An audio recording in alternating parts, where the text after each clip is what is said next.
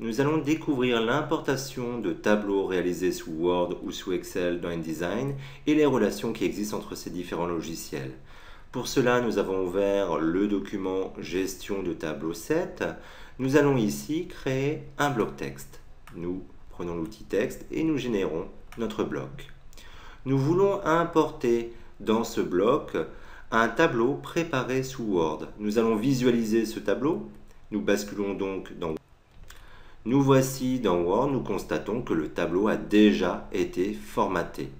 Nous allons fermer ce document, car si le document est ouvert, il sera difficile d'importer les données qui sont contenues dans ce document. Donc nous fermons le document, nous allons utiliser le raccourci clavier CTRL-W, voilà. Et nous nous retrouvons à nouveau sur InDesign. Nous allons importer nos données, notre tableau Word. Nous allons choisir la version 2007 ici et nous affichons ici les options d'importation. Nous allons ouvrir, une boîte de dialogue d'importation de données Word apparaît. Nous avons dans cette boîte la possibilité de conserver les styles et la mise en forme du texte et des tableaux, ou pas, puisque nous avons la possibilité autrement ici de supprimer. Nous conservons la mise en forme des tableaux, nous validons. Nous avons bien récupéré donc notre tableau tel qu'il était formaté dans Word. Nous allons à présent supprimer ce bloc. Nous allons refaire un bloc texte et nous voulons importer dans ce bloc des données tabulées dans Word. Nous allons visualiser ces données sous Word. Nous allons donc basculer sous Word. Voici les différentes données avec un système de tabulation pour séparer les données. Nous voulons donc importer ces données dans InDesign et transformer ces données sous forme donc de tableau. Nous allons fermer ce document par le raccourci toujours CTRL-W, voilà, et nous allons basculer sur InDesign. Nous revoici sur InDesign, nous allons importer nos données. Nous allons choisir la version 2007 ici. Voilà. Ici, nous allons laisser les choses telles quelles. Nous validons.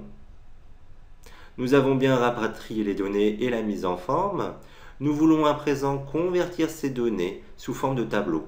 Pour cela, nous allons utiliser le raccourci clavier CTRL-A pour sélectionner l'ensemble des données. Et nous allons passer par le menu tableau. Ici, nous avons la possibilité de convertir le texte en tableau. En effet, dans cette boîte, nous arrivons à détecter les différentes tabulations qui ont été posées pour séparer nos données ici, et ces tabulations seront remplacées par des colonnes. Nous allons valider. Automatiquement, donc, les données ont bien été converties sous forme de tableau. Nous allons supprimer ce tableau. Et nous voulons importer dans un bloc texte toujours un tableau qui a été pour lui formaté dans Excel. Par contre, nous voulons créer une relation étroite entre Excel et InDesign. C'est-à-dire que toute modification que l'on va apporter sur la source Excel doit se répercuter dans InDesign, ce qui peut être utile par exemple pour les tableaux avec des chiffres dans Excel. Puisque nous ne pouvons faire des calculs dans InDesign, il est intéressant d'utiliser la technologie Excel. Pour créer la relation entre InDesign et Excel, nous allons passer par Édition, Préférences, nous allons choisir Gestion des fichiers, et ici nous avons la possibilité de créer des liens avec des fichiers de texte ou des feuilles de calcul importées.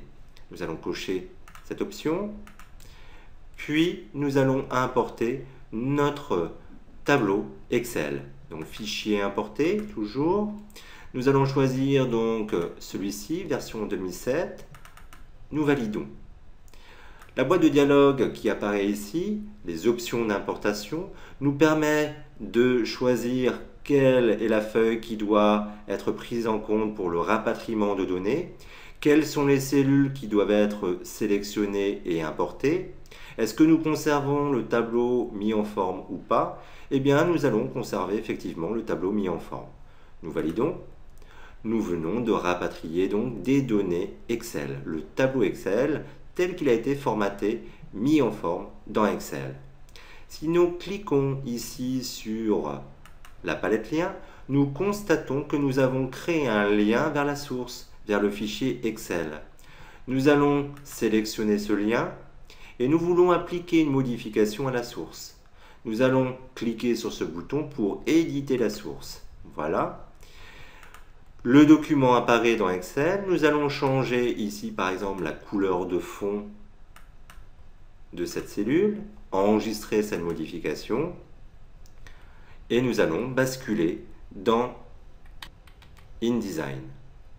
Nous revoici dans InDesign. Nous constatons que nous avons ici un indicateur visuel, un point d'exclamation qui nous indique qu'il y a eu une modification sur la source.